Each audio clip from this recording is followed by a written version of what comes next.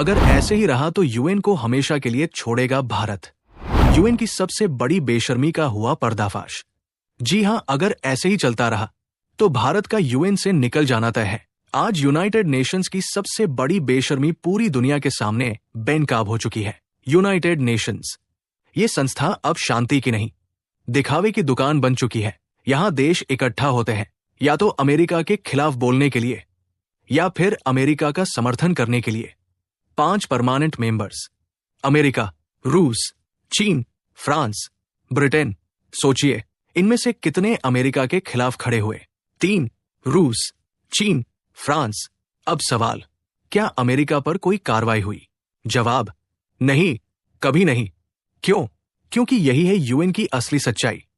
यहां फैसला तभी होता है जब 5 परमानेंट मेंबर एक साथ वोट करें, और 5 में से एक खुद अमेरिका है। अब बताइए, क्या अमेरिका खुद के खिलाफ कानून पास होने देगा? नहीं, यही होती है वीटो पावर, मतलब एक शब्द में तानाशाही। मान लीजिए 4 देश बोले अमेरिका ने कानून तोड़ा, तो भी कुछ नहीं होगा, क्योंकि अमेरिका बस एक शब्द बोलेगा, वीटो, और मामला खत्म। यही वजह है कि यूएनसी की हर मीटिंग नॉन परमानेंट मेंबर्स के लिए सिर्फ तमाशा है, और जो देश नियमों पर चलता है उसके लिए सिर्फ अपमान। अब सवाल आता है, भारत कब बनेगा परमानेंट मेंबर? जब ये 5 चाहेंगे। और इनमें सबसे बड़ा रोड़ा कौन है? चाइना, क्योंकि चीन जानता है अगर भारत परमानेंट मेंबर बन गया तो चीन के खिलाफ भी वीटो लग सकता है। इसीलिए भारत को रोका जा रहा है। ये वही यूएन है जो रूस के यूक्रेन पर हमले के वक्त भी कुछ नहीं कर पाया। क्यों? क्योंकि रूस खुद परमानेंट मेंबर है। आज वही कहानी दोहराई गई। अमेरिकी राष्ट्रपति डोनाल्ड ट्रंप ने वेनेजुएला के राष्ट्रपति निकोलास मदुरो को उठाकर गिरफ्तार कर लिया, और यूएन बस बयान देता रह गया। यूएन के सेक्रेटरी जनरल एंटोनियो ने कहा, यह संप्रभुता का उल्लंघन है। सेना का इस्तेमाल नहीं होना चाहिए, कानून का शासन होना चाहिए। लेकिन सवाल, कौन सुन रहा है? किसके पास ताकत है? कानून भी उसी के हैं। रूस बोला, हम इस सशस्त्र आक्रमण की कड़ी निंदा करते हैं और तत्काल रिहाई की मांग करते हैं। चीन बोला, राष्ट्रपति को अभी छोड़ो।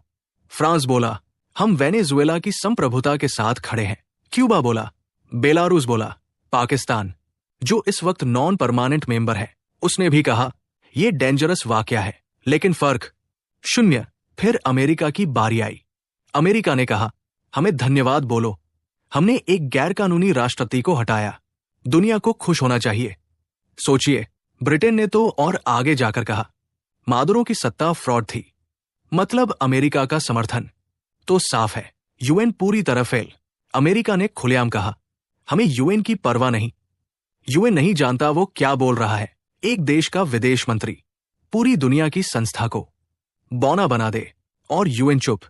अमेरिका का स्टेटमेंट और खतरनाक है। दिस इज आवर हेमिस्फीयर, मतलब पूरा वेस्टर्न हेमिस्फीयर हमारा है, उत्तर से दक्षिण तक सब हमारा। और जब सब हमारा, तो राष्ट्रपति भी हम तय करेंगे। यही नई औपनिवेशिक सोच है। अब एक चौंकाने वाला फैक्ट, मादुरो की गिरफ्तारी के बाद वेनेजुएला का स्टॉक मार्केट 16% से ज्यादा उछल गया। इसका मतलब क्या? क्या जनता मादुरो से परेशान थी? क्या अमेरिका का एक्शन अंदर से सपोर्टेड था? क्यों नहीं हुए बड़े विरोध? क्यों नहीं निकली रैलियां? ये दूसरा एंगल है जो डराता है, क्योंकि अगर आज ये सही ठहराया गया तो कल इजराइल ईरान में यही करेगा, चीन ताइवान में यही करेगा, रूस यूक्रेन में यही करेगा, और दुनिया फिर गुलामी के दौर में जाएगी।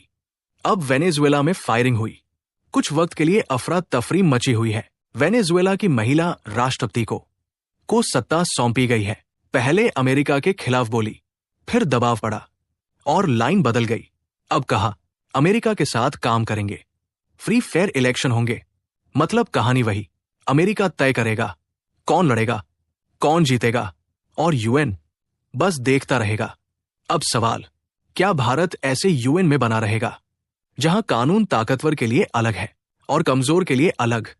अगर यही चलता रहा तो भारत का यूएन से मोहभंग सिर्फ संभावना नहीं, भविष्य है। दोस्तों, आपका क्या मानना, क्या भारत को यूएन छोड़ देना चाहिए या नहीं? कमेंट में जरूर बताइएगा। जय हिंद।